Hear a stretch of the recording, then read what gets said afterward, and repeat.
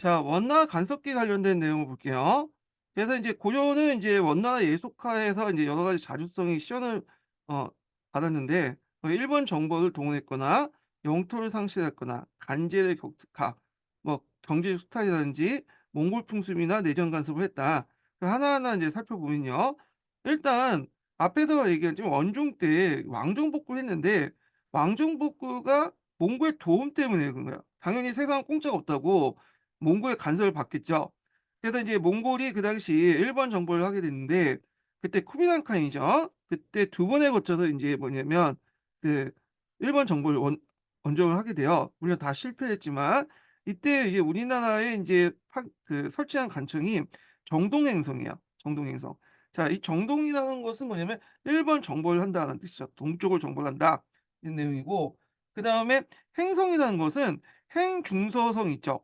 보통 원나라 간직 중에 간청 중에 행중서성이 있잖아요. 요게 이제 주인말로 행성이라고 하거든요. 그래서 이제 중서성의 출장소라는 의미예요. 그 당시에 이제 뭐냐면 그 지방에 설치된 그 간청 중에 그 제일 큰 간청인데, 그래서 중서성의 출장소라는 행중서성인데 우리나라에도 이 정동행성에서 이 행성으로 이제 설치된 거야. 행중서성 1단으로. 물론 이 내지에 설치한 행중서성은 좀 약간 그 통치 목적으로 이제 정복 목적으로 설치한 거고, 여기는 이제 일종의 어떤 목적성에 맞게 설치한 거야. 좀 설치 배경이 다르긴 한데, 자, 이렇게 해서 이제 일본 원정을 목적으로 설치됐는데, 일본 원정이 실패하면 이것도 폐지되는데 그대로 이제 남았어요. 그래서 이 정동행성 같은 경우에는 주로 의례적 기구에 불과해요. 거기에 이제 승상들도 이제 뭐냐면 고려 왕이 맡고 그러거든요. 근데 이 정동행성 여러 가지 이제 그 기관들이 있어요. 그 밑에 하부 기관 있는데 그 중에 하나가 이문소가 있어요. 이문소. 이문소가 이제 사법기구예요. 사법기구. 원나와 관련된 이제 그 사법을 담당을 하는 건데, 그래서 자기 반대 여기를 검문 세력들이 장악해서 그 당시 자기 반대파를 원나라에 반역한다는 이유로 이 처벌했던 곳이 그 뭐냐 정동에서 이문소라는 거군요. 요게 실질적으로 인제 여러 가지 문제점이 일어나다 보니까 그 당시 공민왕 때 폐지를 하죠. 예.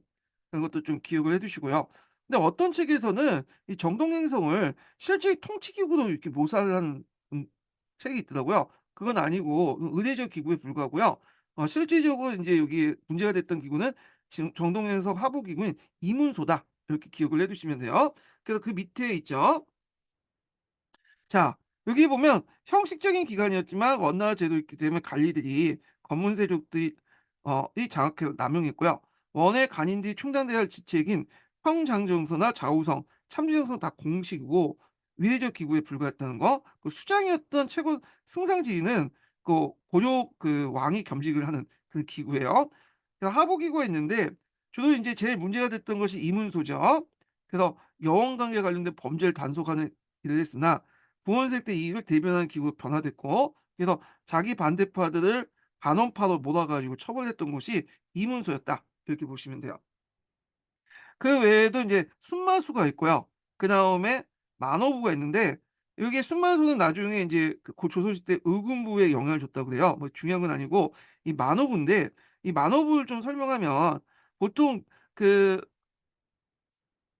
원나라 때 이제 군사 조직을 보면 만호, 천호, 백호 요렇게 구성돼 있잖아요. 어 그래서 이제 있고 이 만호부 장 만호 다시 설명할게요. 예.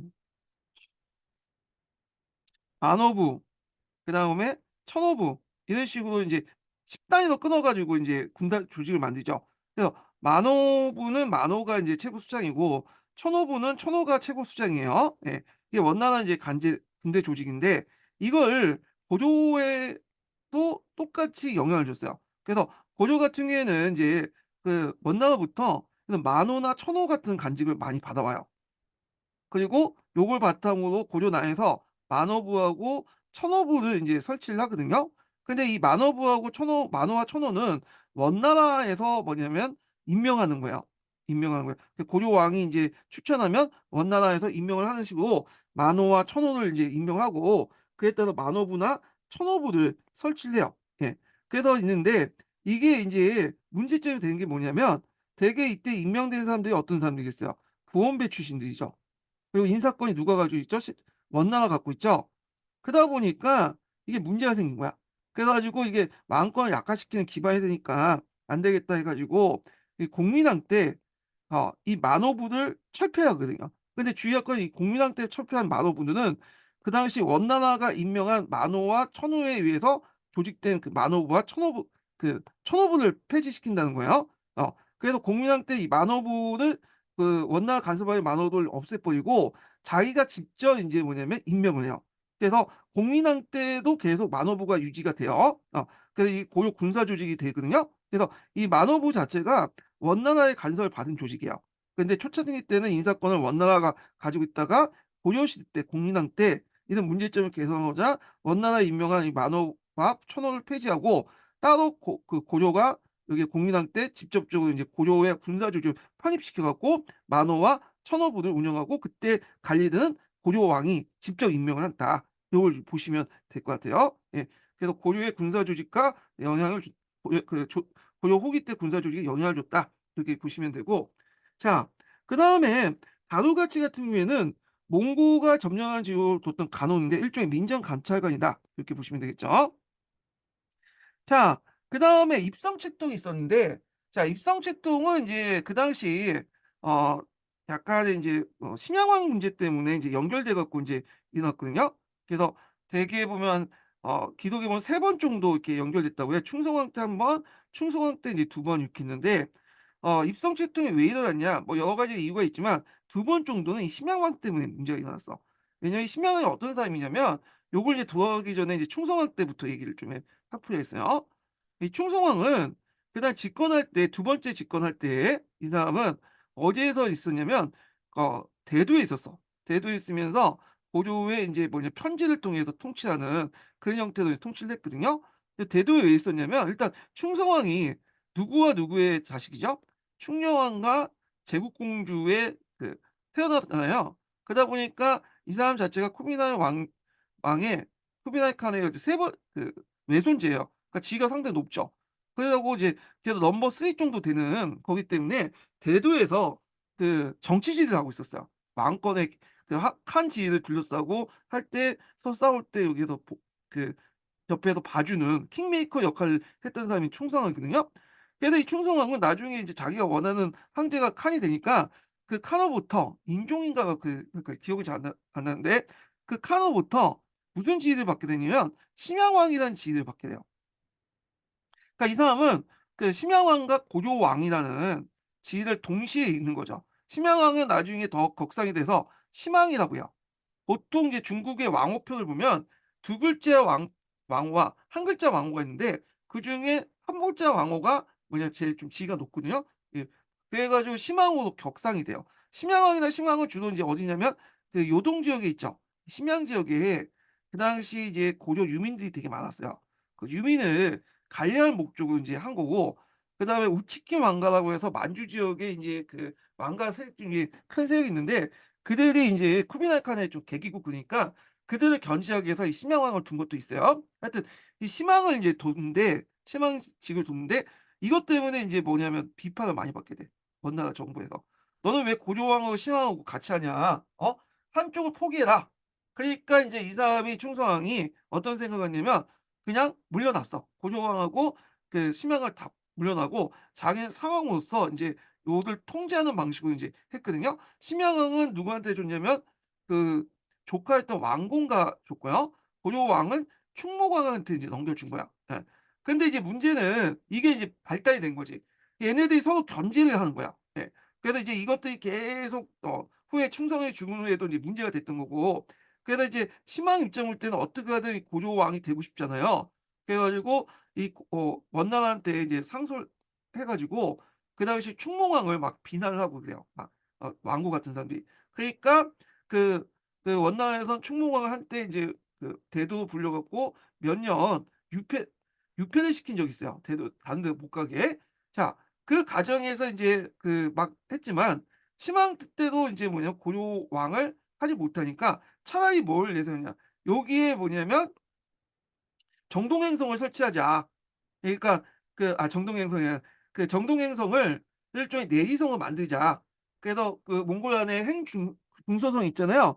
이와 마찬가지 "통치하게 내지성을 만든다." 이렇게 이제 요구를 하게 되는데 이게 인제 입성 채통이야. 그러면 이제 어떤 효과가 있냐. 고려가 독립성을 상실되고 중국의 한 성으로 인제 편입된 거야, 행성으로. 자, 정동해설 내지성을 만들면. 그런데 왜 이런 이제 요구를 심하게 했냐면, 왜냐하면 만약에 내지성을 만들 거면 거기 통치자가 필요할 거야, 다루가치를. 분명히 인제 자기를 임명할 것이다. 신하를 임명, 그런 생각으로 이제 했던 건데, 자, 이거에 대해서 이제 조정 내에서 상당히 반발이 많겠죠. 네.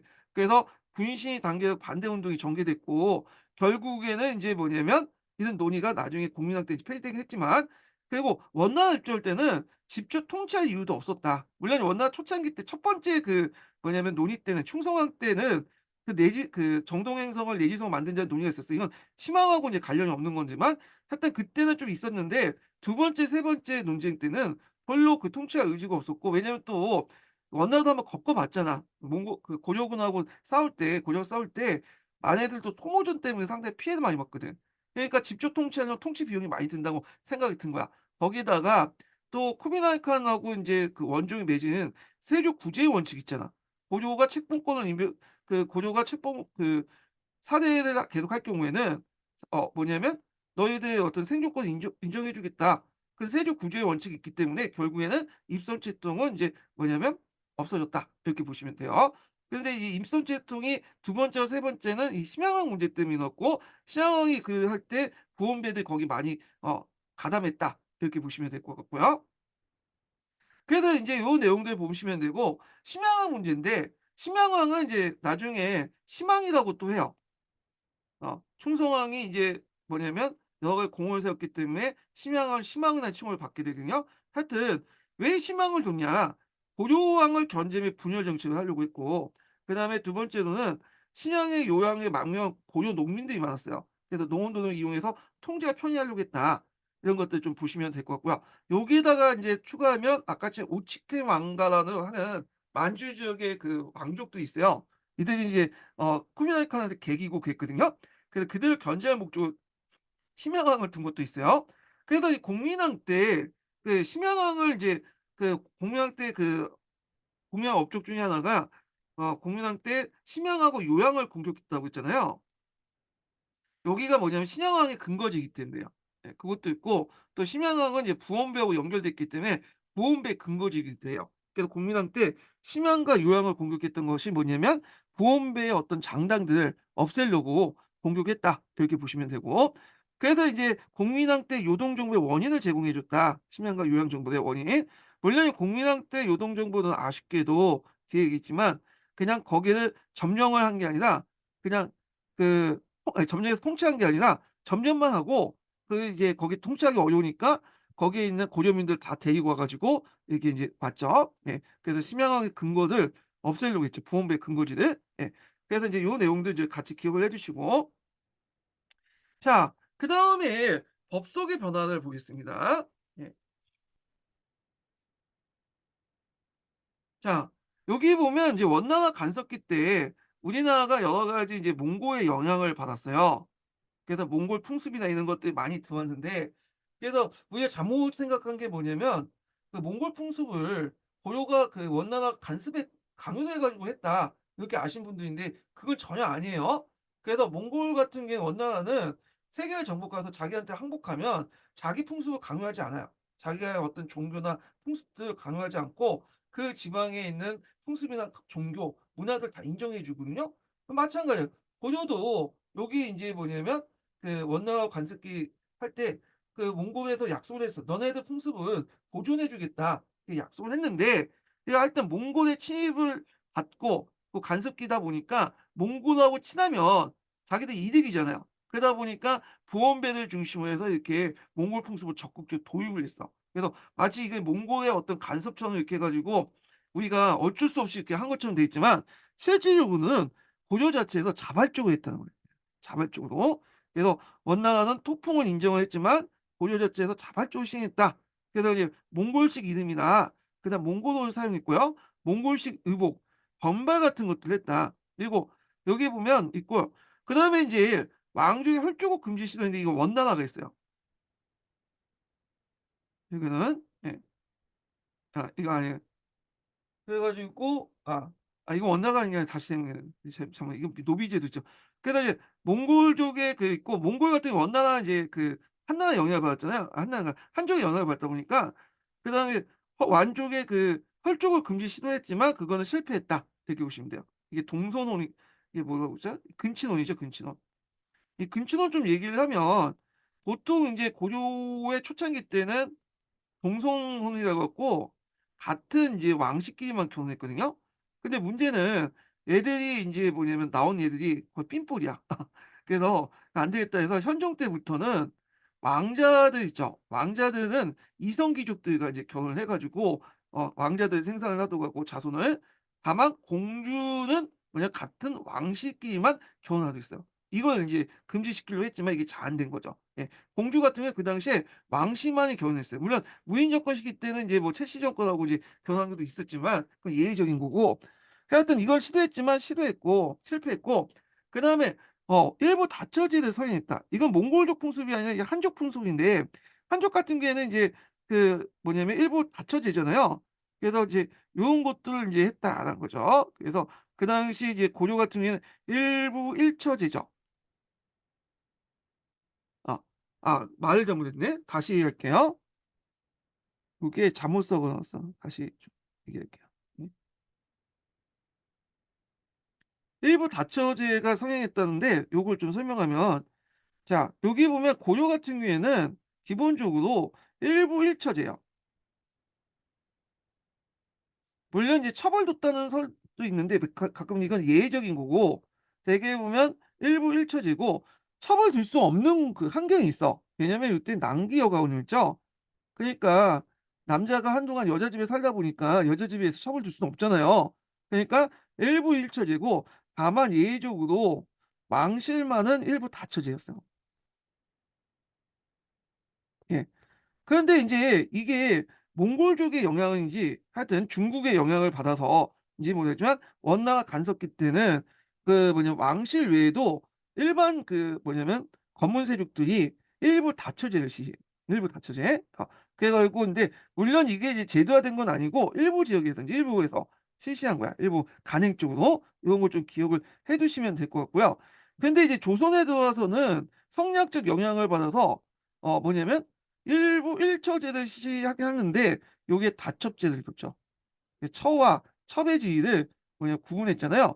그래서 처를 얻은 사람은 적자고 첩의 자식은 또 서자라 해서 적자와 서자를 구분했죠. 예. 근데 고조 시대는 왕실이나 그다음에 고려 말에 그 다첩이라는 건 평등하거든요. 섞기 평등한 거예요. 그러다 보니까 거기에 태어난 사람 적자 서자 구별 없이 다 똑같이 대우했다. 이게 좀 차이가 있어. 그래서 일부 일처 다첩제하고 일부 다처제는 좀 차이가 있어요. 여기에서는 평등한 관계고 척끼리, 여기는 처하고 첩을 계층화시켜 가지고 차별뒀다. 그 자식도 차별했다는 거, 이게 좀 차이가 있죠. 예. 그래서 이제 여자 입장을 볼 때는 둘 다 나쁜 거죠. 예. 그래 가지고 그렇지만 상대적으로 볼 때 일부 다처제가 좀 좋은 것도 있어요. 예. 자 하여튼 그때 일부 다처제가 성행하니까 어떤 이제 노 대신이 차라리 인제 우리나라를 일부 다처제를 이제 제도화시키자 해 갖고 건의를 올렸는데, 그때 인제 그 많은 관리들이 자기 마누라한테 얻어맞을 거 생각해서 입 다물고 있다가 했죠. 그게 제도화되지 못했다고 그래요. 게다가 그 노인이 이제 밖으로 나가니까 그 여자들이 붕괴해 갖고 돌을 던졌다. 그런 내용이 있는데 제 노인 이름은 잘 모르겠는데 하여튼 잊어먹었어. 하여튼 그게 그 당시 이제 기록에 남아 있어요. 예. 그다음에 노비제도 이제 개혁이 있는데, 보통 이제 우리나라 노비제도는 일천직천이라고 해요. 그러다가 이제 나중에 일항 칠학법에서 한쪽의 노비는 무조건 노비다. 부모와 저희 어머니든 아버지든 한쪽의 노비는 다 무조건 노미네이션 바뀌는데, 어 그래서 인제 말 잘못했네. 다시 할게요. 갑자기 말 짓기는. 일천약식천은 이거죠. 한쪽이 노비면 그 어머니든 아버지든 다 노비면 그쪽의 아들이 자식들은 다 노비다, 이런 거잖아요. 근데 이당 친역법은 이제 바뀌려고는 시도를 했어요. 이게 뭐냐면 한쪽이 양인이면 뭐냐면 양인을 되고자 한 거야. 그러니까 이제 대개 아버지가 인제 뭐냐면 양일 경우가 있잖아. 그러니까 아버지가 양인이고 어머니가 노비일 경우라면 그 자식은 뭐야 어 양인이 되는 거죠. 이게 일전 직전보다 이제 양미나 학당 그 뭐냐 학대시키는 그 법이잖아요. 그렇게 이제 하려고 했지만 이것도 제대로 안 됐어. 이게 이제 몽골의 어떤 그 간섭 때문에 이건 한 거거든요. 예. 그 몽골이 보기에 세전법 같은 것들 인제 폐지하고 이양 지작을 하면 그만큼 이제 양민들이 늘어나고 세월이 학대될 거 아니에요. 그러니까 이걸 이제 충령한테 이제 요구를 한 거야. "너네들 세전법 폐지하고 이양 지역을 해라." 요구하니까 그 당시 인제 충령왕이 반대했던 거야. 우리는 고려 초창기 때부터 한쪽이 노비면 부모 그 뭐냐 아버지든 어머니든 한쪽이 노면 무조건 그 노비가 노비였다. 이런 식으로 해 갖고 그날 세전법이라든지 이양 지역에서 노비법 개혁을 반대했어요, 몽골 측의 요구를. 그래서 인제 이런 것들이 조선시대까지 넘어가는데 요건 나중에 조선시대에 와서 다시 좀 설명하고요. 자, 그래서 인제 있고 그다음 고려 풍습이 또 원나라의 유행이 있죠. 그래서 고려에 많은 이제 공려들이나 그다음 한관들이 많이 건너갔잖아요. 특히 공려 중에 여러분도 알다시피 기항후 같은 경우에는 순지의 그 아내가 되기도 했죠. 그 과정에서 그 원나라에 널린 이제 고려 풍습들이 등장했는데 이 고려 왕들이 등장했다. 이걸 고려 왕이라고 인제 하죠. 예. 자, 그다음에 정치 간섭의 수탈을 보면 경제적 수탈이 많았는데 여기 보면 금, 은, 토, 곡물, 인삼, 해동청, 매와 관련된 거죠. 매 일종의 해동청은 매 중에 상당히 사냥을 잘하는 매가 있고 요걸 양성하기 위해서 음방을 뒀죠. 음방. 그리고 내시, 그 공령을 징발했고 다섯 가지를 파견해서 내정 간섭이나 왕의 빈번한 교체. 그래서 원나라 간섭기 때는 왕들이 그 원나라의 어떤 승인안에 즉위를 했거든요. 그리고 왕들 중에 두 번 왕이 됐던 게 있어요. 정치적 목적에 따라 원나라가 왕을 교체, 아버지를 아들로 교체하고 또 아들을 쳐내고 아버지를 또 복위시키고 그렇게 했는데 뭐 충녕왕 때도 그렇고 그다음에 충성왕 때도 그렇고 충무왕 때도 그렇고 그렇게 인제 있던 왕들이 두 번 왕이 됐잖아요. 이걸 중조라고 해요, 중조. 그다음에 북마고 삼아서 예우와 함께 또 통제를 벌행했고 왕의 시호도 충자를 썼다는 거. 예. 그래 갖고 이때 묘제도가 폐지됐어요, 일시. 이 종제 같은 모제도가 이게 이제 한개국 예법인데 어 왜냐면 "이거 왜 쓰냐 너네들." 물론 공개적으로 쓰지 않지만 기분 나쁘다 그거죠. 그래 가지고 이제 뭐냐면 노를 폐지하고 시호도 충성 충자 이렇게 쓴 거야. 원래 왕이라는 존재는 충성을 받아야 할 대상이 충성할 존재는 아닌데 이 충자를 쓴 거야. 누구한테 충성이냐? 당연히 원나라 충성이죠. 그래서 이제 그 당시에 왕은 충땡왕이야. 그래서 충무왕, 충해왕, 충정왕 이런 왕들 보면 충 플러스 땡 왕 형태로 돼 있죠. 그리고 인제 이런 내용들. 그럼 묘를 이제 폐지시키면 위패에다가 뭘 쓰냐? 위패에다 쓰는 거는 이제 뭐냐면 시호를 쓴 거죠, 시호. 예. 그래서 이런 것들이 그 충자 왕립 독립 충자 왕자 그러니까 충성왕 때부터 쭉 진행이 되고 그 이후부터 고려 망할 때까지 뭐냐면 어 묘를 쓰지 않았어요, 이때는. 그래서 우리가 이제 생각 우왕하고 차왕은 시호가 없죠. 이 사람은 우 신 신우 신창이라 가지고 이름을 그대로 쓴 거고 그다음에 인제 공민왕이니 뭐 공양왕이니 그런 왕들은 후에 이제 명나라 시호를 쓴 거야, 명나라 시호를. 예. 하여튼 요 한동안 충자 독립 왕 이후부터는 묘제가 폐지되고 시호를 위패에 올렸고 그다음에 충자 같은 독립을 쓰면서 원나라 충성에 맹세했다. 이렇게 기억을 해 주시면 돼요. 그다음에 이제 왕 간제 칭호와 왕실 칭호의 변화가 있는데 앞에서 얘기한 참 이제 고려 같은 경우에는 내지 외양 안으로는 항제국을 칭하고 밖으로는 제국을 칭했잖아요. 그러다 보니까 이제 항제 칭호에 맞게 이제 행동을 했어요. 항제국에 맞게. 자, 근데 이제 이걸 보고 나서 몽골족이 어 이 부마국의 주제에 감히 제국 주제에 참언했다. 그러니까 그 제국이 항제국의 어떤 예법이나 제도를 참언했다고 그거를 깎아내리기 시작해. 그래 가지고 인제 이성 육부가 인제 대표적인 거죠. 그래서 이게 다 그 중국에서 영향을 받은 거잖아요. 중국의 항제국에 영향을 받은 거잖아요. 그러니까 이제 건방지다 해 가지고 이성을 첨입으로 격화시키고 그다음에 인제 동청 이사사도 또 만들죠. 그다음에 육부를 사사로 개편시켜. 부라는 거는 항제국의 그 중국의 간청 이름이에요. 예. 육부라고 하죠. 근데 격이 너무 높다 해 갖고 사도 곤치죠. 게다가 충성왕 때 육부보다 아래인 육조도 만들죠. 이 제국 때 간직이 육조거든요. 그러니까 이렇게 인제 했고요. 그다가 인제 2 부와 예부, 호부, 형부, 형부 공부는 인제 있는데 공부는 아예 없어 보이고 여기에서 인제 개편하는 내용 보면 자 2 부와 예부를 합쳐서 전리사라고 하고요. 호부를 합쳐서 판도사라고 하고 병부를 합쳐서 공부사라고 하고 형부를 전법사 이게 사사가 되는 거죠. 예전에 외울 필요 없었는데 요즘에는 뭐 간직 변화 같은 것도 나올 수도 있을 것 같아. 예전에 객관식 기출문에 좀 나왔거든요. 그래서 좀 외워 두시고 호칭도 격하하죠. 그래서 묘를 없애서 이제 왕이라고 하고 선지를 왕지라고 하고 왕의 명령을 자기를 가리킬 때 인제 황제는 짐이라고 하는데 고라고 하죠. 가인은 태아를 전하라고 하고 태자를 세자라고 하고 자 이런 식으로 인제 격하했다 이런 것들. 그 외에도 중추원을 밀집사라고 하고 게다가 인제 충성할 때 강정원인데 다시 밀집사 복귀하고 그다음에 어사대를 감찰사라고 하고 국자감이었다가 또 국학이었다가 또 국자감이었다가 또 성균관으로 이렇게 바뀌고 하여튼 근데 성균관은 인제 여기 격화된 건 아닌데 하여튼 그런 식으로 이름이 변화가 됐다. 근데 여기에 주의할 것은 뭐냐면 도평의사사는 충녕왕 때 이런 개편할 때 도평의사사도 개편됐거든요. 근데 이거는 원나라의 인제 간섭 때문에 개편된 게 아니야. 그러니까 도병마사가 도평의사도 개편됐다고 하잖아요. 이거는 고려의 자주적인 노력 자주성에 의해서 고려의 의지에 의해서 개편돼요. 도병마사가 도평마사가 개편할 때 원나라 간섭을 받지 않은 게 뭐냐면 도병마사 자체가 고려의 독자적인 간제이기 때문이에요. 중국의 영향을 받은 건 아니죠. 그러니까 원나라 입장일 때는 이건 노토치한 거야. 그리고 도평의사서 개편된 게 뭐냐면 앞에서 이성육부제나 뭐 이렇게 해서 격화되고 그리고 이제 간직 간청들이 축소됐잖아. 그러니까 그 업무를 도평의사사에서 뭐냐면 처리하기 위해서 이렇게 이름이 바뀐 것도 있어요. 물론 예전에 도당이라고 해서 이미 인제 국정 전반을 이제 살펴보긴 했지만 하여튼 이런 역할이 더 강화됐다. 이렇게 좀 보시면 될 것 같고요. 그다음에 영토 상실 관련된 내용 보면 앞에서 인제 6차 침입 때 거기에 지방 토호들이 반란을 일으켜 갖고 땅을 갖다 바쳤다고 했잖아요.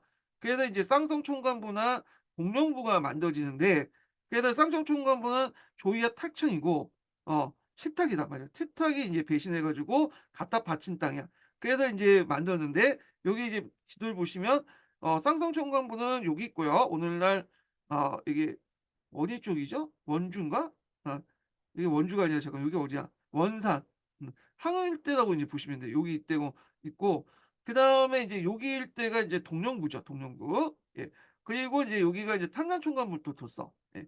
그래서 두 개를 냈는데 세 개를 줬는데 동령부하고 탄난총관부는 충녕왕 때 뭐냐면 요구해 갖고 이제 반납을 해 줬고 그다음에 쌍성총관부는 이제 끝까지 반납 안 하다가 공민왕 때 뭐냐면 강제로 이 땅을 뺏었죠. 예. 그래 갖고 인제 요렇게 해서 탈출했고 나중에 동령부는 원래 서경에 있다가 여기 반환하고 나서 동령부를 폐지한 것보다는 동령부를 이제 영토를 준 거죠. 근데 간청 자체는 그대로 남아 있어 갖고 어디로 이동했냐면 심양으로 이동했어. 심양으로. 그래서 이제 이 심양에 고려 유민들이 많잖아요. 예. 그래서 여기를 중심으로 동령부라고 했어요. 요동 일대를. 예.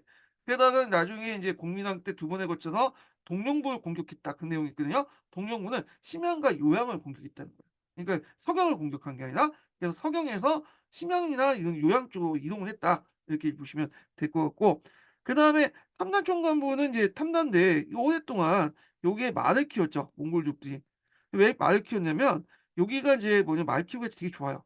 이 곰이라든지 호랑이나 이 늑대 같은 게 없잖아. 그러니까 이 말을 키웠고 그래서 거기에 목코들이 존재하고 있었어요, 목코들이. 그래서 이제 나중에 목코들이 반란까지 일으키거든요, 얘네들이. 예 목코의 반란이라고 했는데 채영이 이게 진압을 했죠. 예. 자 그래서 인제 이런 내용들 좀 기억을 해 두시고요. 자 그다음에 인제 그 어 원간석기 때 개혁 기구를 보겠습니다. 그래서 역대 인제 개혁 왕 그러니까 원나라 때 간섭 기구를 좀 보면 보통 원나라 때 간섭기가 국민회에 거쳐 갖고 여러 개혁을 하게 되죠. 그래서 이제 주로 개혁이 전민변정 관련된 거예요. 전민변정이 뭐냐면 그때 검문 세력들에 의해서 농장을 확대시켰잖아요, 검문 세력들이. 이 농장을 확대하면서 그 민들의 토지를 많이 뺏었거든요. 그런 것도 있고 그다음에 민들 중에 상당히 암락 위천을 해 가지고 노비로 만들어 가지고 농장을 이들하게 하도록 했어요. 자 그래서 이제 이런 문제를 개선하기 위해서 원래 주인에게 땅을 돌려주고, 네, 요자 받전자니까 땅을 돌려준다는 거죠. 번전하니까. 그 미는 원래 양미인데 노비가 된 사람을 다시 양미로 만드는 전민변전 그 사업을 그 원종 때부터 우왕 때까지 계속 지속이 됐어요. 예. 근데 이게 인제 그 공민왕 이전하고 공민왕 이후의 개혁이 좀 다르거든요. 예. 그래서 되게 공민왕 이전의 개혁들은 되게 친원적인 성격을 띠어요. 그 원나라의 어떤 좀 지지를 받고 했다. 그 원나라 입장에 볼 때는 고려 왕실을 좀 강화시켜야지 그 세금도 많이 거둘 수 있고 그 세금의 상당수가 원나라 공물로 이렇게 바쳐질 거 아니에요. 그래서 지원을 해 줬어. 근데 이제 한계가 있죠. 원나라가 지원을 해 줬지만 자기가 생각하는 그 선을 넘었다면 곧바로 지원을 철회하고 탄압을 해. 개혁을 중지시키고. 그런 것도 있고. 그래서 친원적인 성격이 있고요. 그다음에 이제 공민왕 이후부터의 개혁은 좀 성격이 다르죠. 요때부터는 원명 교체기였잖아. 더 이상 원나라의 간섭을 볼 필요 없죠. 그리고 그러니까 반원적인 성격이 되게 강하다. 이런 것들이 좀 기억을 해 두시면 될 것 같아요. 예. 똑같은 개혁을 하더라도 공민왕 이전 개혁과 공민왕 이후의 개혁이 좀 차이가 있다는 거. 그리고 공민왕 이전이나 공민왕 이후나 하여튼 이 차이가 보인다는 걸 좀 기억을 해 두시고 그다음에 이런 개혁이 그 고려시대 때 고려 말기의 개혁이 좀 정치적인 성격이 되게 강해요. 그 중국 보면 이제 시진핑이 등장하니까 부정부패 명목으로 해서 많은 관리들을 숙청시키잖아요. 근데 자기파들 그는 그대로 놔두고 상대의 뭐 태자당이라든지 뭐 이런 그 당들 있죠. 그 공청당 이런 그 자기 반대파들을 이제 제거할 때 이제 부정부패를 걸고 개혁을 하는데 요때도 마찬가지야. 그전에 왕대 측근 세력들을 이제 제거하는 과정에서 새롭게 등장한 새로 왕대의 측근 세력들이 개혁을 명분으로 앞에 있었던 왕대의 측근 세력들 제거하는 그런 데 개혁을 이용한 것도 있어요. 이런 것들이. 자 이런 것도 이제 같이 보시면 될 것 같고 그다음에 여기에서 또 개혁에서 눈여겨볼 게 뭐냐면 충무학 이전과 충무학 이후의 개혁이 또 달라지거든요. 그러니까 충무학 이전까지의 개혁은 우리가 뭐 신진사대부들이 했다고 하지만 이때 신진사대부는 뒤에 설명했지만 권문세족하고 거의 동일하다고 보시면 돼요. 구별이 안 돼. 근데 충무학 이후부터는 우리가 생각한 신진사대부들이 개혁을 했다.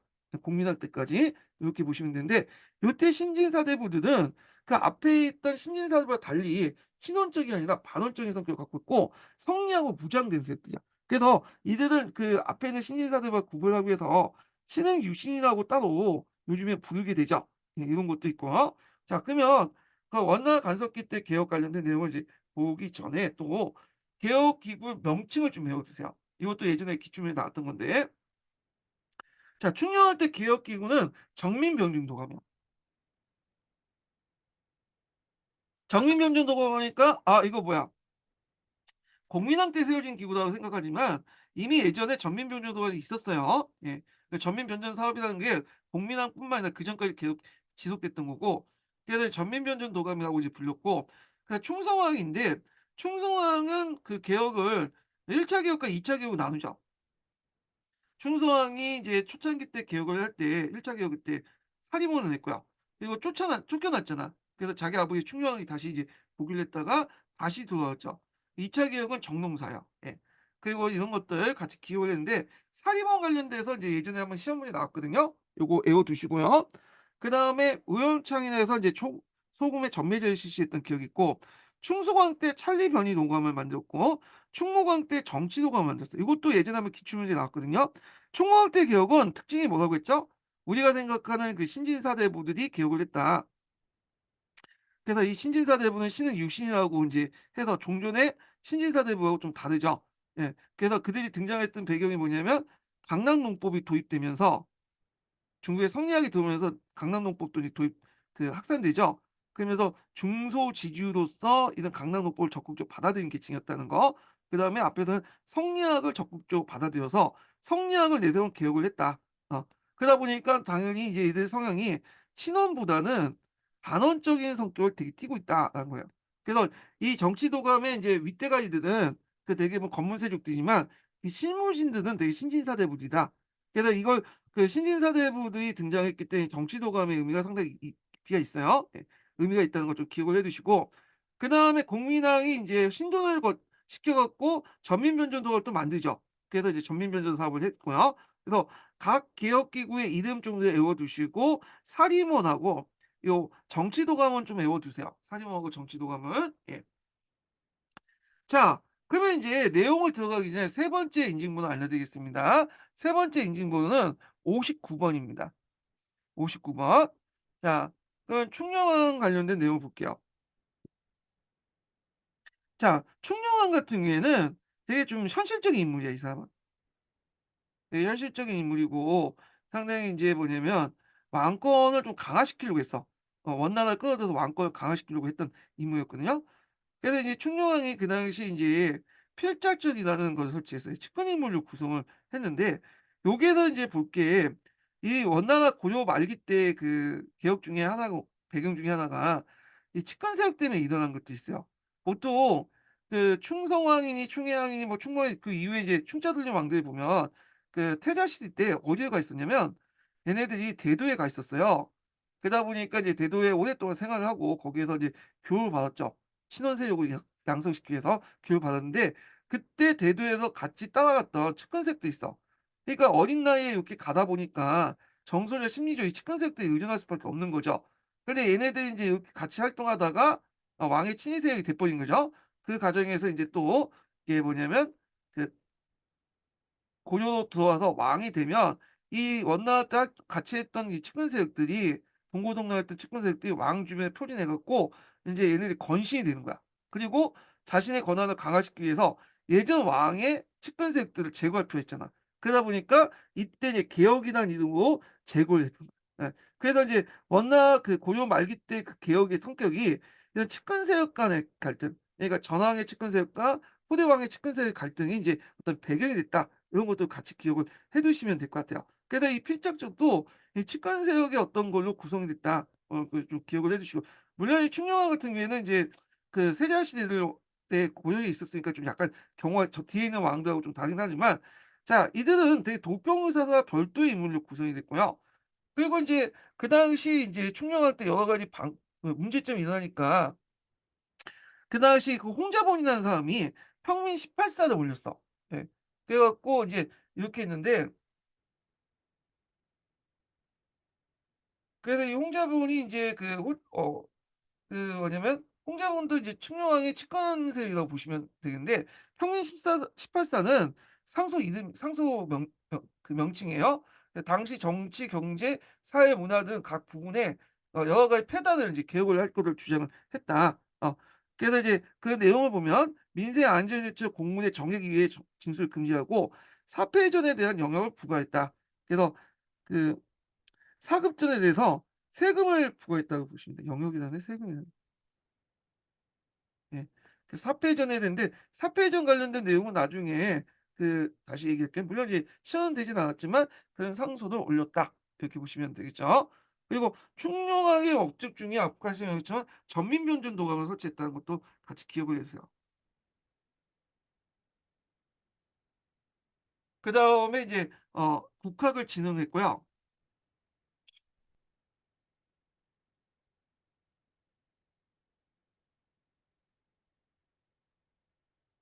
그래서 국자감을 국하고 계칭했죠. 이 국제감이라는 자체가 이제 항제국의 법이잖아요. 그래서 한 단계 안에 국학을 계층했고 그다음에 인제 그 경사, 교수, 도감을 인제 설치했어요. 그래서 간학을 부흥해 하려고 했다. 예. 이런 것도 있고 그다음 서파전 같은 것들 장학기금을 만들었죠. 예.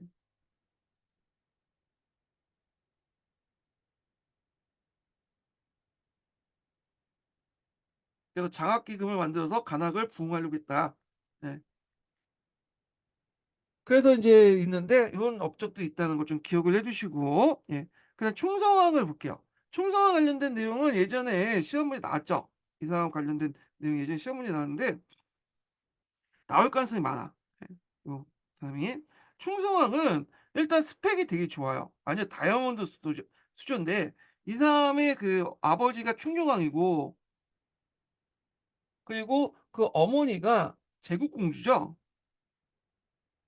제국공주는 쿠비나인의 외동딸이야. 쿠비나인 딸. 그러니까 둘이 결합해 갖고 인제 낳은 애가 그 충성왕이죠. 그러니까 이 사람은 고려의 왕이면서도 나름대로 원나라의 어떤 쿠빌라이 칸의 어떤 왕실 가문 황금氏族일족이에요. 예. 그래서 쿠빌라이 칸이 이제 뭐냐면 죽고 나서 그 당시 이제 충성왕이 계속 대도에 머물면서 이제 킹메이커 같은 역할을 했고, 나중에 무종을 이제 즉위시키는데 큰 역할이에요. 그래서 무종의 그 역할, 그 즉위시키는 역할 큰 공을 했기 때문에 나중에 심양을 즉위하게 되고, 그리고 인제 했는데 나중에 또 그 이후에 이제 인종이 갈등 뭐 해 가지고 사이가 별로 안 좋아 가지고 이게 뭐냐면 귀양 가고 이제 죽게 되는데, 하여튼 자, 그래서 이 충성왕이 자기 아버지 이어 가지고 했는데, 그 아버지가 살아있을 때 원나라의 간섭 때문에 충정이 물려나고 충성왕이 왕이가 됐던 거야. 예. 그래서 이제 충성왕이 1차 개혁을 했고, 근데 충성왕 같은 경우에는 또 그 원나라의 미움을 받았고, 1차 개혁 때 원나라의 미움을 받았고 물려나고 다시 있다가 2차 개혁을 하죠. 아버지가 죽고 나서 다시 즉위를 하잖아요. 그러니까 충성왕은 2번 즉위를 한 거야. 그래서 첫 번째 즉위 1차 개혁, 그다음에 두 번째 즉위할 때 2차 개혁을 했다. 예전에 시험 문제 나왔던 건 1차 개혁 때 관련된 내용을 했어요. 그러니까 간제를 개편했는데 간제를 원으로 개편했다. 예. 자, 아버지는 이제 사로 개편했잖아요.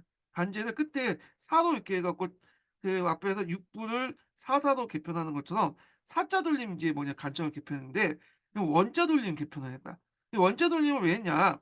이게 반원적이냐? 그게 아니고 친원적인 성격을 갖고 있다고 보고 있어요. 예. 그래서 예전에 한번 시험 문제 나온 게 충성화의 개혁의 방향이 뭐냐? 반원이 아니라 이 친원이에요. 예. 그래서 왜 원자 돌림에 인제 그 간지를 개편했냐면, 중국도 지금 원자 형태의 이제 간지가 있잖아요. 근데 우리는 지금 사니까 안 맞다는 거야. 그래서 같은 같은 그 간제 시스템 만들어 가지고 같이 해야지 원나라의 지시를 곧바로 받아서 수행할 수 있다고 생각해서 이런 원자 돌림의 개혁을 한 거야. 그래서 그때 만들어진 간청이 사림원, 강정원, 자정원 이런 것들이 있어요. 그중에 전민변전 도감이라든지 개혁의 어떤 중심 기구가 어디냐면 사림원이죠. 그래서 요게 인제 사림원은 그 왕명의 출납을 담당했고요. 그다음에 또 여러 가지 전민변전 사업 같은 걸 추진했던 기구가 사림원이었다. 그래서 이제 이 정방을 폐지해서 만들었다고요. 그래서 거기에 뭐 최창이라든지 박원진이라든지 오하경이라든지 이진 같은 측근 세력들, 이 충성의 측근 세력들을 포진시켰다. 이렇게 하는데, 자, 그래도 이런 개혁을 이제 하는 게 뭐냐? 뭐 전민변조 사업도 하는 것도 있지만 충청의 어떤 측근 세력을 또 제거하는 목적도 있어요. 그래서 제거하여 유교 이념에 따른 왕권을 강화했고 관료 정치를 회복하려고 했고 간제를 개편하려고 했다.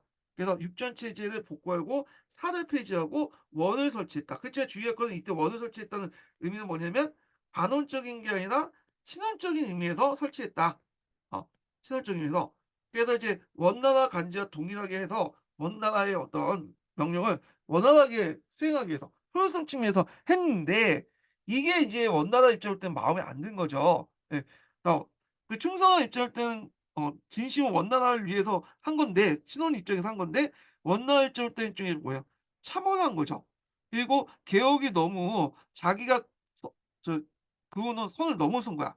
그러니까 이제 안 되겠다 그랬고 조비무구 사건을 계기로 해 가지고 그 당시 그 충성왕을 파하고 다시 충녕왕을 내세우고 충성왕을 다시 어 그 충성왕이 그때 대도로 들어가게 되죠. 그리고 대도에서 있다가 그 당시 인제 그 킹메이커 역할을 했다고 했잖아요, 충성왕이. 그래 갖고 이제 무왕을 집권하는데 무왕이 쿠빌라이 칸 무왕이 이제 칸에 즉위하는데 큰 역할을 했고 심양이라는 칭호도 받게 되죠, 그때. 자, 그리고 이제 아버지가 죽어요. 그리고 자연스럽게 충성왕이 2 차로 이제 즉위를 하게 되는데, 이탈 개혁의 특징은 뭐냐면 이 사람이 고려에 가 있지 않아. 잠깐 갔다가 돌아와요. 그리고 주로 인제 그 편지를 통해서 정치를 해. 예. 그래서 이제 이렇게 했는데 이게 무슨 정치라고 하는데 이름을 까먹었고, 하여튼 편지를 주고받으면서 개혁을 했다. 이런 게 특징이에요. 예.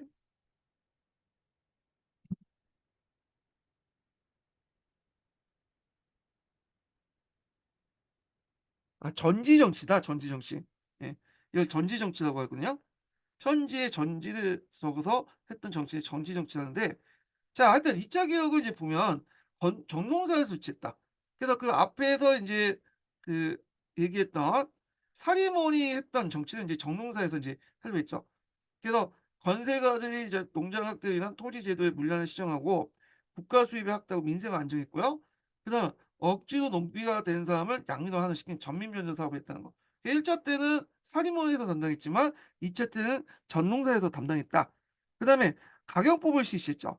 국가 수익 증대, 물량의 염증을 시정하기 위해서 가격법을 실시했는데 내용을 보면 염분을 국유화하고요. 영가를 정하고 소금의 소비자는 위험장에 가서 구입하고 사적으로 생산 매매 행위를 금지시키는 정책이다. 그래서 국가가 이제 뭐냐면 판매나 생산을 독점해서 그런 염세를 받아서 수익을 올리고자 했다.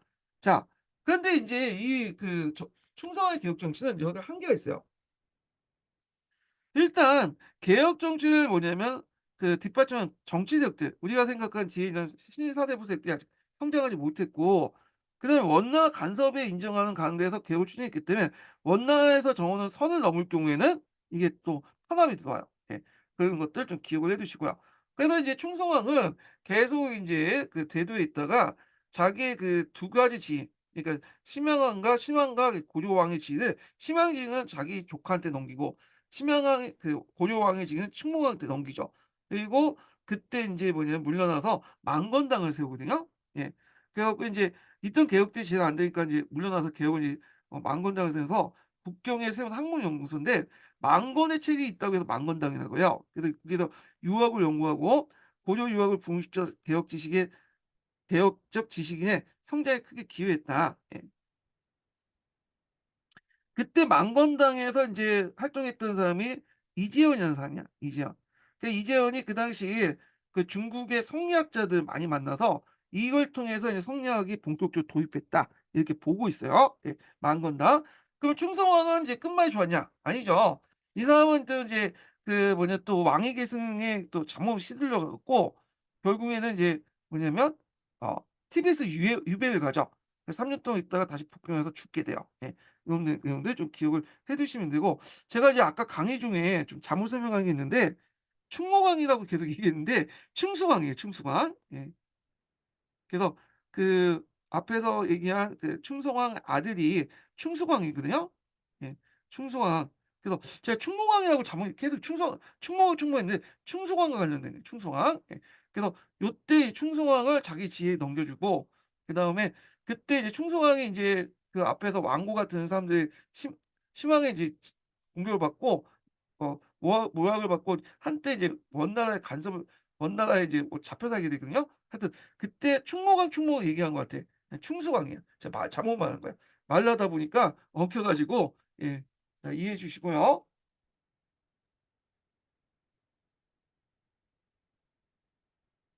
자, 그다음에 인제 충무광을 보죠. 충무광.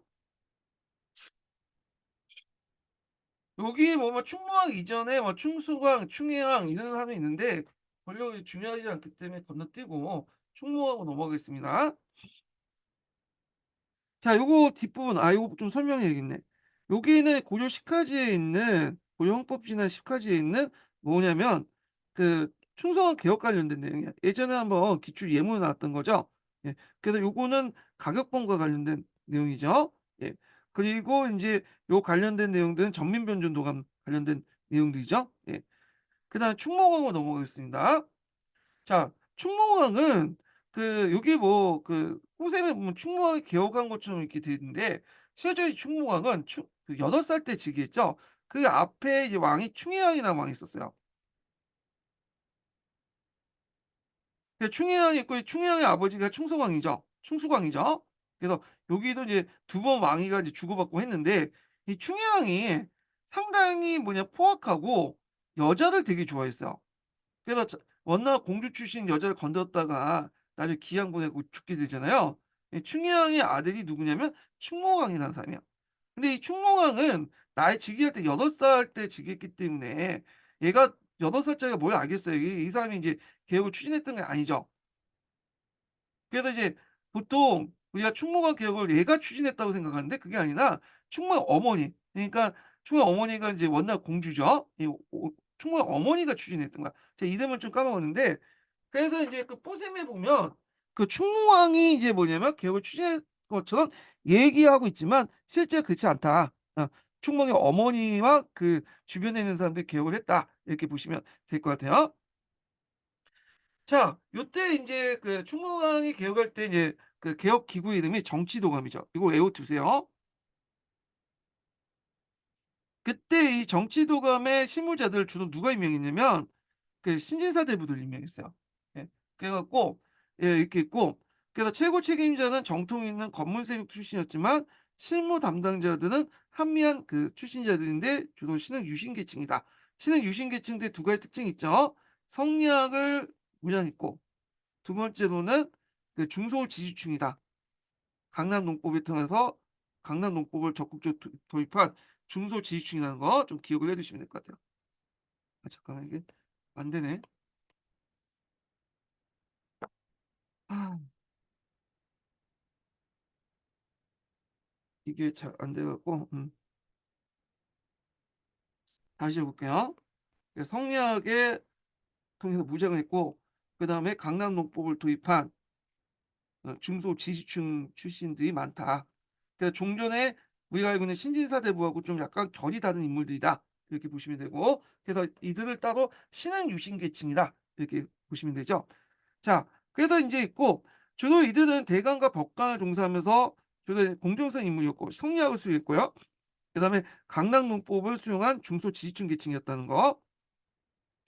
자, 개혁의 내용을 보면요. 회정을 개혁하고 백성을 구제하는 데 목적이 있고, 그다음에 보험고, 그다음에 인제 정령고, 그다음에 음방, 이런 것들을 이제 없앴는데, 그 보험고하고 동령고는 왕실 창고예요. 왕실 창고. 그래서 이 왕실 창고를 인제 뭐냐면 바탕으로 해서 왕실에서 많은 이제 불법적으로 민전을 많이 뺏었고 그랬거든요. 그런 것도 없앤다는 거야. 그래서 음반 같은 경우에는 그 매사육을 이제 해 갖고 하는 기관이죠. 근데 이게 여러 가지 문제점이 있으니까 그 당시 음반 같은 걸 폐지시키는 그런 게 그 개혁을 했고, 그래서 인제 요 개혁의 원동이 됐던 이재현의 도당 상사. 이재현은 신흥 유신 계층의 대표적인 사람이에요, 이 사람이요. 예. 그래서 이 상소를 통해서 이런 것들을 이제 했다. 이렇게 보시면 되겠죠. 예. 그래서 이제 이재용 같은 경을 열고 재산과 정치 운영을 논의하면서 훌륭한 인재를 지방 간의 임명을 강조하면서 음방, 정방민, 그다음에 이런 것을 확보하고 녹과전 부활 등 건의했던 것 했다. 그래서 이 이재용 도당상서 내용이 거기 적혀 있고요. 그래서 인제 정치도가 개혁안은 그전의 개혁과 비슷비슷해요. 경세가들이 빼앗은 그 토지와 노비를 본주에게 돌려주고, 건세가들이 경기도에 가지고 있던 사급전을 확보하고, 경기도라는 것은 오늘날 이제 지금 경기도가 아니라 개성 부근에 있는 땅을 경기도라고 했죠, 그 당시는. 예. 자, 그 일반 관리와 구역 부담자에게 녹과전을 실시했다. 지급을 시도했다. 이 녹과전 나중에 다시 좀 얘기할게요. 자, 그래서 인제 있고, 한계는 뭐냐면 원나라는 처음에 이 추진을 이제 용인해 줬지만 이게 너무 선을 넘기 시작한 거야. 특히 이제 대표적인 게 기왕후의 친척이었던 기사모만의 옥사 사건이야.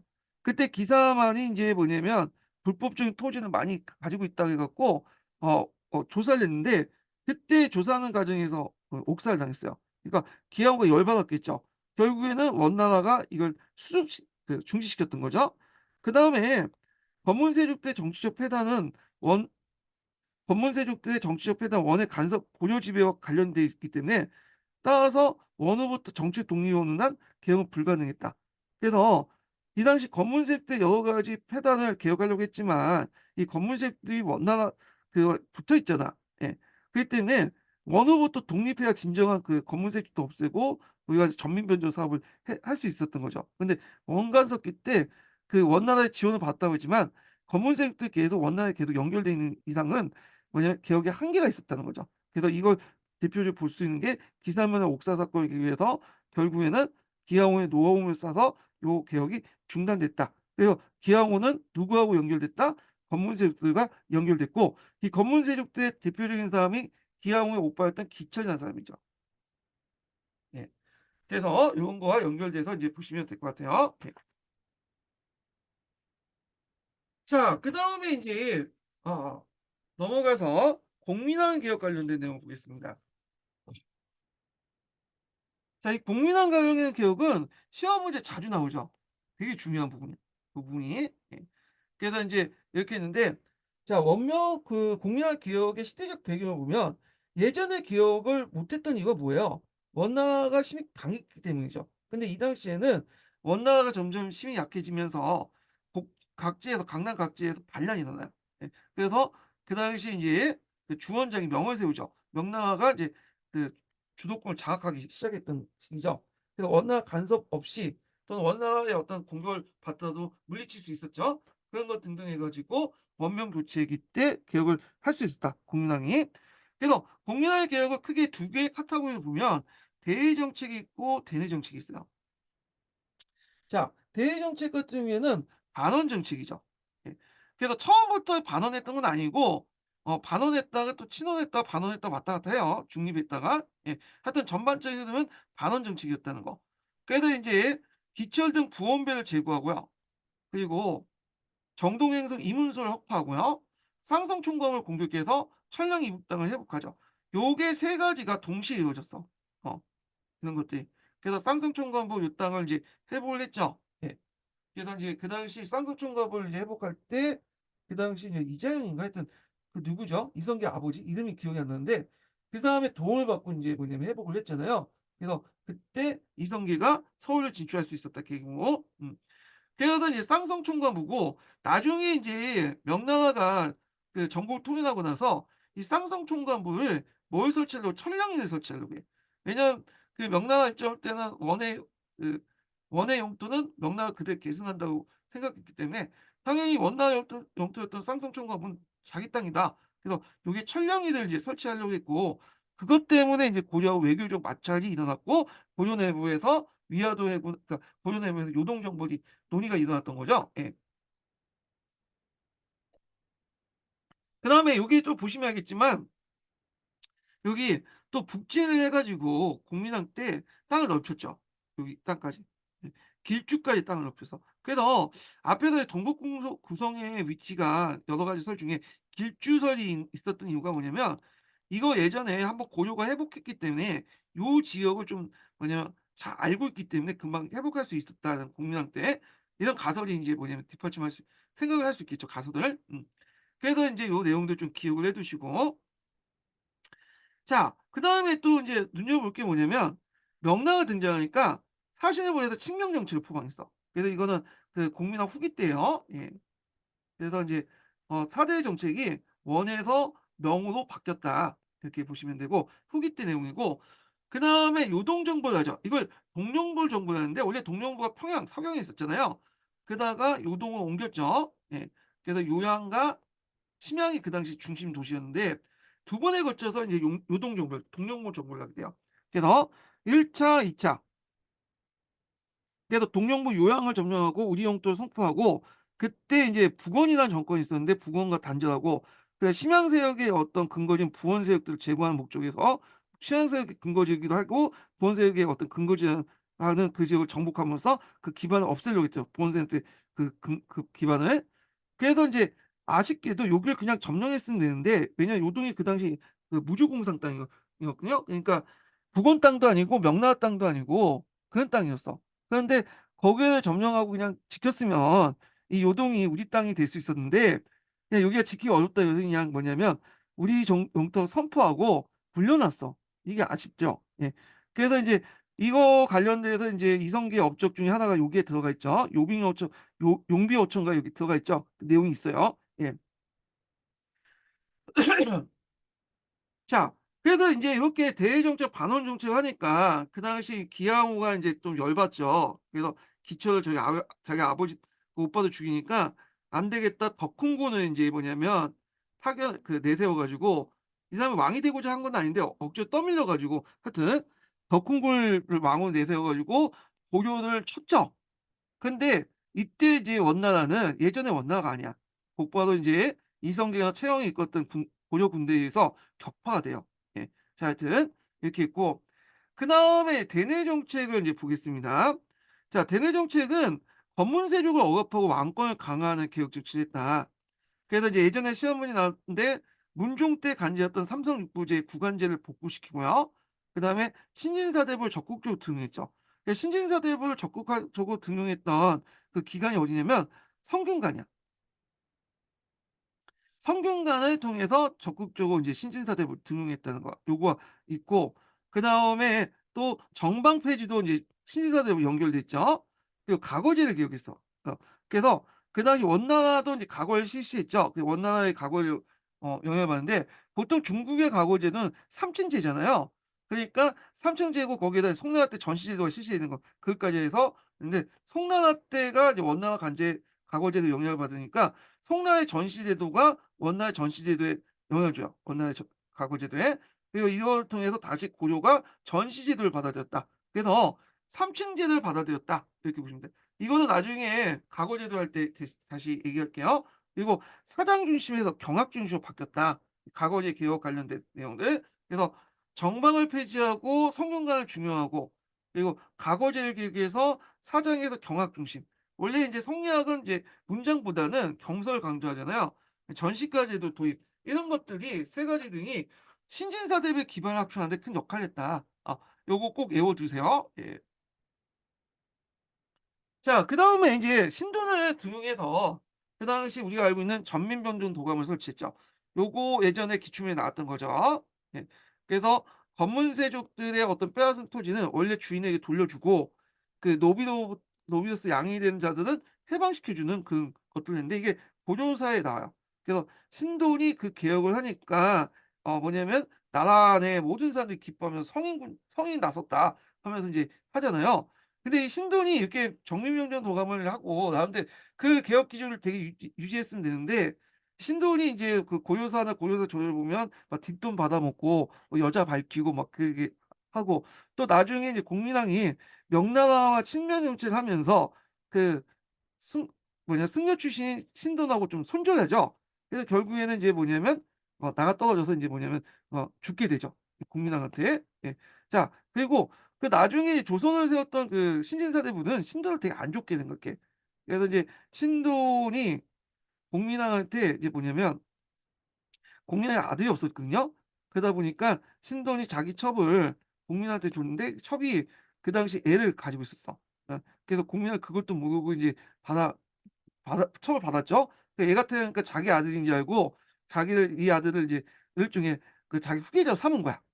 이게 이제 뭐냐면 우왕이 된 거죠. 그 우왕의 자식이 창왕이잖아. 그러니까 우왕과 창왕은 신돈의 자손이다. 그래서 우왕 비창설이 이제 그때 나온 거야. 물론 이것도 고려사나 고려사 저조에 실려 있는 거고, 떠도는 얘기를 그냥 적어 놓은 것도 있을 것 같아.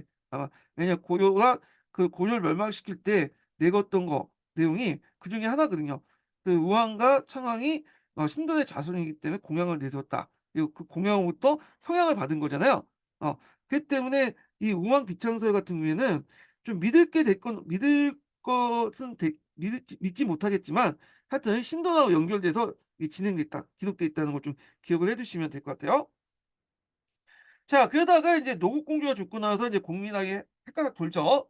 그래서 동성애 침입도 있고 자제위 같은 자제들 시켜 갖고 이제 자기 그 후궁들을 강간시키고 왕비를 또 강간시키고 그걸 보고 즐기고 결국에 자제위에서 이제 죽게 되는데, 자, 그래서 인제 이렇게 해서 공민왕이 끝나게 되죠, 분명히. 자, 결과를 보면, 자, 이게 결과적으로는 실패했죠.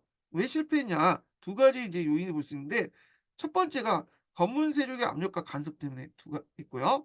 그다음에 어 신진사대부의 어떤 그 세력의 미학 실패, 요런 것들 때문에 실패했다. 이거 예전에 한번 기출문제 나왔을 거예요. 예.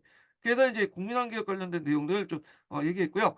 국민항 관련된 또 정치 세력의 어떤 변화, 그리고 그 안에서 여러 반란들이 일어나고, 그런데 그걸 제가 다 뺐어요. 제가 저 경기도 서브노트에는 강의를 했거든요. 근데 굳이 여기는 기본 강의이기 때문에 그걸 굳이 얘기할 필요 있나? 해 갖고 이제 뺐으니까 그 자세한 내용을 알고 싶은 분은 그 뒤에 그 북소년 경기도 합격자 서브노트 강의 있어요. 거기에서 좀 자세한 내용을 좀 파악을 해 두시고요. 내년에 그 부분은 좀 더 할게요. 예. 여기는 그냥 임용 시험에 나올 정도의 수준에서만 좀 진행을 했습니다. 예. 자, 그래서 인제 요렇게 있고, 그리고 여기에 빠진 게 있는데, 이때 이제 공민왕 때 그 제일 문제가 됐던 것이 외적의 침입이죠. 그때 침입했던 것은 이제 뭐냐면 홍건적하고 왜구야. 예. 그래서 그때 그 홍건적 왜구가 쳐들어오니까 공민왕이 반원 노선을 잠깐 유보하고 어 다시 이제 뭐냐면 그 정동행서를 복구시키고 그렇게 했거든요. 원나라 그때 원나라는 북원이죠. 원나라 북을 그 우호적인 관계를 맺었다고 하는데 자 하여튼 이렇게 이제 했고 아니 북원이 아니고 그 북원 나중에 생긴 거죠. 그때 원나라 그 앞에 있는 본국의 원나라죠. 하여튼 그래서 반원 노선을 유보하고 했다. 그 정동행서를 복구시켰다. 그때 이제 그 개혁 중에 정동행서 이문서를 폐지했다고 했잖아요. 그 정동행서 그 하북인 이문서를 복구시킨 것 같아요 이때요. 예. 그래서 인제 했지만 전반적으로는 인제 뭐냐면 또 반원적인 기류를 유지했다. 잠깐 그 뭐냐면 이 홍군적 왜곡을 막기 위해서 대외 안정을 추구하기 위해서 그렇게 했던 거고요. 홍건적 같은 경우에는 두 번에 걸쳐서 쳐들었죠. 1차 침입하고 2차 침입. 그래서 1차 침입은 공민왕 8 년에 있었어. 그래서 인제 그 서강까지 침입했다가 그 당시 이방시라고 그다음에 그 얘 격퇴됐고요.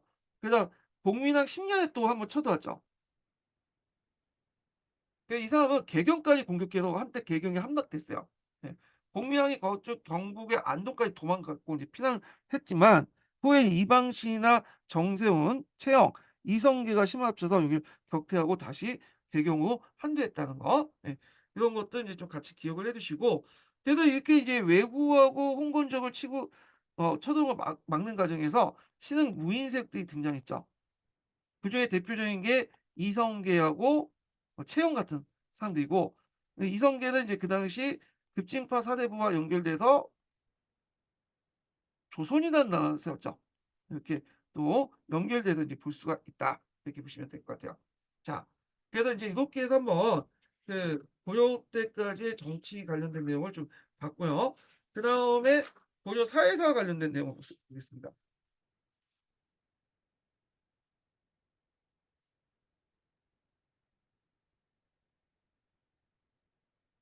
아 제가 마지막 인증번호 알려드렸나요? 네. 그 제가 앞에서 알려드린 것 같긴 한데 한 번 더 불러드릴게요. 그 4개 알려줬으면 그냥 3 개만 쓰세요. 50 번이요. 예 50 번. 예. 알려드렸으면 그 그냥 3 개만 쓰세요. 내가 하다가 이게 깜빡깜빡해요.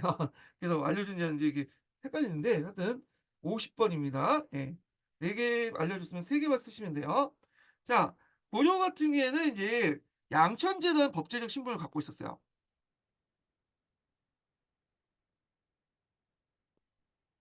이 양천제라는 건 뭐냐면 그 신분상 법제상이죠. 양인하고 천이 나누는 거죠. 예. 이게 통일신라 시대까지 계속 이제 해서 고려, 조선까지 연결돼 있거든요. 이게 당나라 제도잖아요. 당나라 제도. 그래서 양인을 인제 일종의 세금이나 부역의 대상으로 삼았죠. 예. 그래서 인제 이렇게 하고 그 양인들 그 대신에 정치적 권리를 줬어요. 과거 제도를 시험을 본다든지 물론 이게 여러 가지 이유로 제대로 되진 않았지만 형식상 이렇게 했던 거고 그래서 과거의 응시에 간직에 나갈 수 있는 권한을 줬다. 그리고 간직에 나가면 수조권을 지급받을 수 있는 권리가 있다는 거. 예. 그렇지만 실제적으로 이제 신분상 양이라도 그 검문세족이나 뭐 문벌규칙에 막혀 갖고 이게 안 됐죠. 이거는 이게 법적인 거고 천인들 같은 경우에는 인신적 예속 상태에 있는 신분이죠. 물론 이제 천인 중에 좀 인식 예속에 벗어나는 색도 있어요. 하척이나 그런 사람도 있지만 대부분 노비이기 때문에 그쵸? 간의 노동과 생산에 종사하고 이들은 의무도 없기 때문에 권리도 없어요. 다만 공노비는 천역이라고 해 갖고 이제 따로 이제 의무가 주어지긴 하지만 이렇게 이제 있죠. 그래서 법제상으로는 양인과 천이 나눴다. 그게 이제 통일신라 시대부터 해 갖고 이 조선까지 이제 이어졌거든요. 근데 이건 법제상 신분이고요. 실질적인 신분은 또 다르죠. 사회적 신분은 다르잖아요. 그래서 이 중세 시대 신분 구조는 사회적 신분을 바탕으로 이제 좀 볼 텐데 일단은 지배층 같은 경우에는 따로 정리하기도 하고요. 지배층은 이제 뭐 호족, 건문세족, 뭐 문벌귀족 그런 게 있잖아요. 따로 정리하고 먼저 볼 게 그다음에 중류계층부터 볼게요. 중류계층들 보면 여러 세력들로 구성돼 있어요. 그들 안에서 또 선후관계가 있고요. 서리가 있고 향리가 있고요. 그다음에 남반, 뭐 백성 이런 세력들이 대표적인 이제 계층들인데 자 서리들을 보면 서리들은 중앙의 각 간섭 및 품감 밑에서 행정신문을 종사하는 그 분류들인데 그래서 이제 보통 옆필 직인이라고 해요. 표현할 때. 그래서 이제 이렇게 했는데 중앙의 각사의 그 각각의 기운을 문설하거나 장구를 간정하는 건데 대개 이 서리 안에서도 여러 직종이 있어요. 주사, 녹사, 역사, 영사 같은 그 있고 장구 같은 사람도 있는데 대개 보면 서리지도 상층 서리하고 하층 서리로 나눠져 있거든요. 그 상층 서리 같은 경우에는 이제 주사라든지 영사라든지 녹사 이런 사람을 상층설이라고 해요. 자, 얘들은 이제 뭐냐면 주로 누가 맡으냐? 양반 자제들, 그러니까 귀족 자제들이 맡아요. 그래서 이들이 잠깐 이제 풍간지로 들어가기 전에 잠시 맡는 임시직이야. 그래서 상층서리는 엄밀히 말하면 이게 중류계층보다는 좀 귀족 계급하고 연결돼 있어. 상류 계급하고.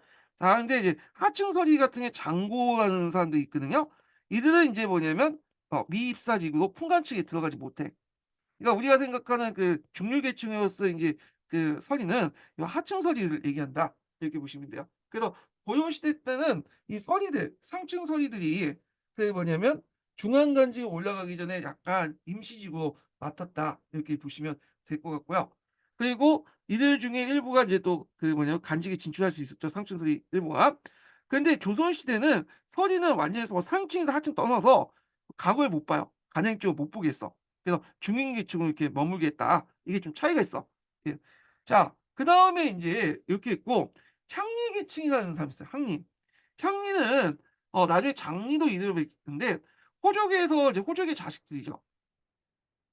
그래서 이제 주로 인제 그 큰 호족들은 이제 그 뭐냐 초창기 때부터 고려의 간직에 들어갔는데 중소호족들은 계속 남아서 향리가 됐는데 이 향리들은 그 고려 시기 때 항종사를 실제로 지배한 계층이에요. 그리고 세습적 지위도 보장받고요. 그리고 고려 시대 향리는 중앙 올라갈 수 없었죠. 과거 시험을 볼 수 있어도 간행적으로 막았잖아.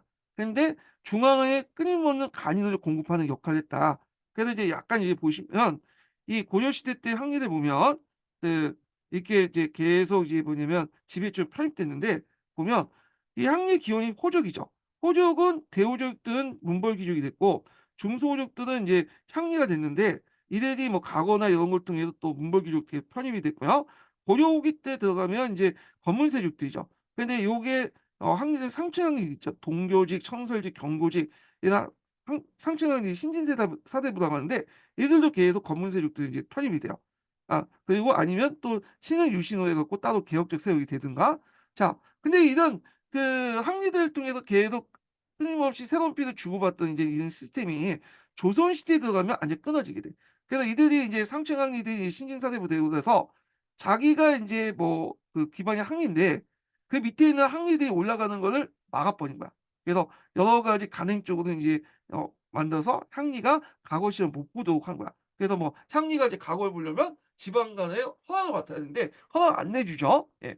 뭐 이렇게 인제 했다. 아, 이렇게 보시면 될 것 같고요.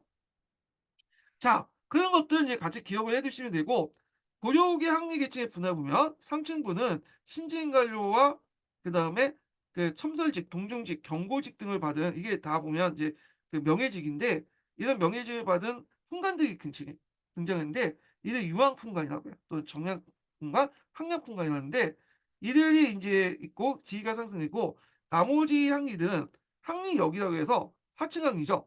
보육화돼요. 예. 항리적이 이탈되는 현상이 많았다. 특히 이제 유황fun관은 유황술을 만들어서 항촌사의 주도권을 행사했는데 이건 조선시대에 이제 넘어가서 이제 얘기할게요. 요거는 조선시대에 넘어가서 얘기하겠습니다. 그래서 상층부의 그 사람들은 그 주로 이렇게 권문세조가 되거나 아니면 따로 신진사대가 돼 가지고 이제 개혁을 주도했다. 이렇게 했다는 거. 그렇지만 하층 항리들은 그 뭐냐면 항리역이 고육화되면서 도망가거나 이렇게 했고 조선시대 항리와 연결됐다는 거 좀 기억을 해 두시면 될 것 같아요. 예. 자, 그다음에 인제 남반이라는 계층이 있어. 남반.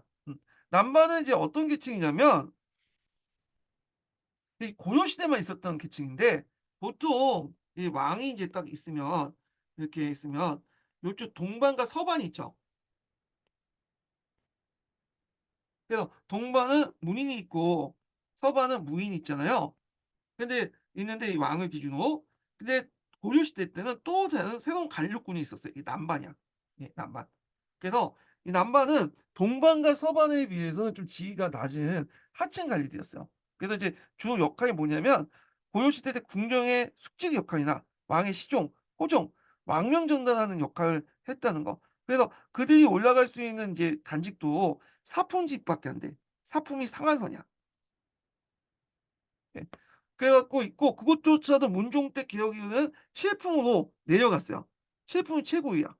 그러다 보니까 인제 좀 그 뭐랄까 약간 귀족 계급 중에서도 좀 나중에 인제 뭐냐면 좀 쫓겨나거나 좀 첩의 자식이거나 좀 이렇게 이제 지위가 점점 또 필줄이 좀 약간 그 몇 대 거쳐 갖고 인제 그 떨어지는 사람들 있잖아요. 귀족 문벌 귀족이라도 좀 약간 몇 대 거쳐 갖고 좀 반계열 쪽이나 이런 애들이 인제 뭐냐면 남바직을 주로 했다 이렇게 보시면 되고요. 그다음에 남반 외에도 또 어떤 직이 있으면 잡류라는 계층이 있어요. 이 고려사에 이제 자료 나오는데 이 잡류도 이게 상당히 복잡해. 그래서 이게 서리의 일종으로 보고 있거든요. 서리 아까 좀 얘기했잖아요. 근데 서리 중에 하층 성리가 있잖아요. 그래서 장고라든지 그다음에 뭐 그 문복, 뭐 주선, 막사, 장수, 절이 이런 계층들이 있는데 이런 계층들을 보통 잡류라고 또 부르는 것도 있고 하여튼 여러 가지 써 있어. 서리의 하층 서리의 일부다. 아니면 따로 잡류라는 계층이 있다. 뭐 등등인데 중요한 건 아니지만 하여튼 잡류라고 인제 볼 수 있고 또는 고려의 어떤 왕실의 원손들 그러니까 그 고려 왕건이 죽은 후에 10 대손 정도 되는 원손들이 잡류라고 이제 해 갖고 거기 들어가 있고 하여튼 아직까지 미스테리한 존재예요. 이 하여튼 잡류라는 하층 서리 계급이나 이런 계층이 있었다. 이렇게 좀 보시면 될 것 같아요. 예. 자 그다음에 백성 계층을 볼게요, 백성. 우리가 백성은 조선시대 백성 일반 평민을 얘기하는데 그 고려시대 백성은 일반 평민이 아니에요. 이 사람은 어떤 계층이냐면 예전에 잠깐 설명을 했는데 이 사람들은 촌장들이야, 촌장들. 마을의 촌장들 있죠. 자연촌에 있는 촌장들을 백성이라고 해, 백성. 예. 그래서 대략 촌랑 자연 촌락의 촌장이나 촌정 등을 그 보는 계층들을 보고 있어요. 그래서 조선 고려 후기 때 가면 이들에게 성을 갖도록 해요. 그래서 이들이 일촌 일성을 갖게 되거든요. 그래서 일촌 일성에서 이들을 인제 그 백성성 집단이라고 해. 성이라는 것은 인제 그 당시 어 그 일반민들 갖지 못했잖아요. 백자는 여러 성을 갖고 있는 집단들 그래서 백성성 집단이라고 해 갖고 따로 묶어 놔서 새로운 계층이 된 건데 자 그래서 인제 고려나 조선 초기까지 특정한 신분층을 가리키는 것으로 또 총량의 촌장이나 촌종을 얘기했을 것이다. 자연촌이나 행정촌의 총장이나 총종을 의미할 것이고 그들은 일촌일성의 정치에 따라서 백성성을 갖고 있는 계층들이다. 이렇게 보는 게 일반적이에요. 예. 요게. 그리고 인제 그 이 행정촌이나 하여튼 총 그 자연촌의 촌장과 총중들이 백성 계층이고요. 그 밑에 인제 또 일반 평민들 백정 계층 있죠. 백정. 그래서 백성은 여러 성을 갖고 있는 이 촌장, 촌종을 얘기하고요. 그 안에서도 장리백성, 기인백성, 서인백성 여러 계층들이 있고 그중에 일부가 뭐냐면 향리까지 진출하는 사람도 있다. 이렇게 보시면 돼요. 근데 이제 고려시대 때 가서 고려 후기 때 가면 이제 모든 사람이 성을 갖게 되니까 조선시대 들어가면 백성의 의미가 이제 뭐야? 그냥 일반 평민의 의미로 바뀌게 된 거야. 예. 이렇게 이제 보시면 되고. 자, 그다음에 이제 평민 관련된 내용을 보겠습니다. 자, 평민은 백정하고 정호로 크게 나눌 수 있어요. 그래서 정호는 앞에서 언급한 중류계층을 이제 포함돼서 이제 얘기한 거고, 백정은 일반 평민을 얘기야. 어. 그래서 백정이라는 것은 없을 백자에다 있을 그 성인 정남 정자죠. 그래서 백은 여기는 여러 가지라는 의미도 있지만 없을 백자도 그러니까 뭐가 없냐. 성인인 그 정남인데 특정한 직역이 없을 경우에 백정이라고 해요. 그래서 고려시대 특정한 직역을 부담하지 않은 농업에 종사하는 농민층이다. 그러니까 이들의 특징을 보면 자기 토지를 소유하고 있고요. 그냥 남의 토지를 빌려서 전후를 경쟁하는 농민이었고 조세 공납뿐만 아니라 국가의 각종 자벽을 동원했고 유사시에 군역을 동원했는데 군인이 결혼이 생길 경우에 보충한 성군이 있었는데 성군 대상이 하나가 백정이었다. 그래서 이들이 양인계병제 입각에서 동원된 게 아니라 이게 그때그때 필요할 때만 동원되는 거야. 그러니까 어떤 사람은 이제 뭐냐면 동원되지 않을 수도 있고 어떤 사람은 동원될 수 있는 거잖아요. 그러면 동원된 사람은 형평성에 어긋날 거 아니야. 그러니까 이들에게 따로 군역의 대가로 뭘 주냐면 군인정을 지급했다고 이렇게 써요. 예. 군인전이 지급했고 그리고 군인전은 주로 면세지를 이제 뭐냐면 할 것이다. 자기 토지의 면세지를 설정하는 이런 식으로 군인전을 지급할 것이다. 이렇게 보고 있거든요. 예. 원래 인제 참고로 조선시대 때는 군인전이 없어요. 왜냐면 군대 가는 건 당연한 의무인데 그거에 대해서 뭐 대가를 받는다는 건 좀 말이 안 된다 해 갖고 없앴던 거고 다만 이제 보인이라 해 갖고 경제적으로 보조해 준 사람만 있어. 예. 그리고 군인전은 고려후기 때 나온 군전하고 이름은 비슷하지만 달라요. 예 이건 나중에 얘기했지만. 예. 자 정원하는 것은 이제 특정한 역이 있는 사람인데 대개 중류 계층까지 다 포함된 개념이야. 앞에서 언급했던. 어. 그래서 이들은 민전 중에 국가의 직역을 지고 있는 사람들인데 지게 된 반대급부를 이제 받게 되죠. 그래서 군인전, 외역전인데 요때 군인전이라는 것은 백정이 받는 군인전과 달리 수족권이 주어진 군인전이에요. 아마 이들은 직업 군인 형태로 볼 수 있죠. 외역전이라는 것은 항리들에게 주어졌던 거죠. 예. 근데 이제 외역전은 조선시대까지 초기까지 갔죠. 세종시대 때 외역전을 폐지했다고 했으니까 외역전을 왜 폐지했냐면 향리도 크게 보면 양청제 그 체제에서는 뭐예요? 양인이잖아. 양인이 군대 가는 건 당연한 건데 그 당시 항역이라는 이름으로 인제 그 뭐냐면 군대 대신에 이 향리직을 했거든요. 그러니까 항역과 군역은 동일한 거야. 그러니까 군역했다고 해서 뭐 토지를 주어 주지 않잖아. 맞잖아. 항역했다고 토지 주어 주냐. 너네 군역 대신 하는 건데 그러니까 외역전이 폐지된 거야. 이렇게 있고요. 그리고 이 정호는 백정보다 더 부유한 계층으로 구성됐고 말단 지배층으로서 그 국가 토지에 필요한 직역에 종사했다. 이렇게 보시면 되고 그래서 이제 후에 조선 때 들어가면 백성이 한 단계 낮아져서 평민이 되는 거고 그다음에 백정은 또 한 단계 낮아서 이제 하척이라는 데서 이제 그 사람들이 백정 칭호를 받게 되잖아요, 세종시대 때. 그래서 인제 백정은 이제 칭호가 이제 하척, 소 잡는 사람, 뭐 유기그룹 만드는 사람 이런 의미로 바뀌게 된 거죠. 예. 자 그다음에 상인과 수공업자들은 농민보다 신분이 천시됐다. 양인으로서 공용의 의무를 부과했다. 이렇게 했는데 이게 상인은 모르겠어요. 이 상인 보면 고려 시대는 조선과 달리 중상 정책을 했다고 하거든요. 왜 왕건 가문 자체가 상인 출신 가문이잖아요.